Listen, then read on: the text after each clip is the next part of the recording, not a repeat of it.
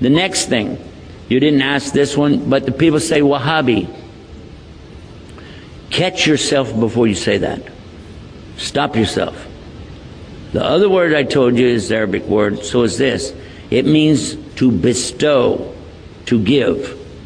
Al-Wahhab, if you say Al-Wahhab, you must be very careful now. You just said Allah's name.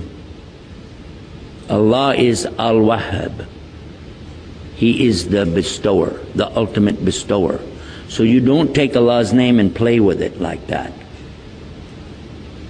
What really happened over 200 years ago, there was a student of knowledge who memorized the Quran when he was not even a teenager yet. He studied all of the fiqh, jurisprudence of the Hanafi. Then he began to study others. And his father, who was a scholar, told him to stop. Just stay with what we have. He said, I want to learn the others. His father almost disowned him because of it. It was very upsetting. You know, don't do that. But he wanted to learn all of it so he could understand. And he began to learn quite a bit. He became convinced that he needed to learn more. And he discovered through this learning that the people of his time were making a grave mistake. I used the right word too, because they were worshiping at graves. They were literally going to graves and calling upon dead people to help them.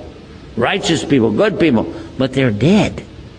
And even if they were alive, what could they do? They could only make dua for you. Nobody's got any magic. You ask Allah to solve these impossible situations and He can do it. And that's what he was telling the people.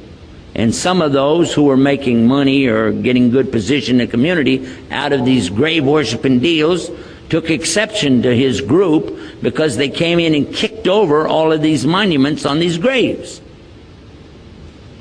And of course they had no evidence to support what they did, so instead of dealing with the rationale of why don't you look at what you're doing is wrong, instead they labeled his followers as Wahhabi. Why? Because they couldn't call him by his real name. His name was Muhammad, and they would have had to say they're Mohammedans. And no Muslim would do that anyway. So they call him Wahhabi because his father was Abdul Wahhab. So he was Muhammad ibn Abdul Wahhab.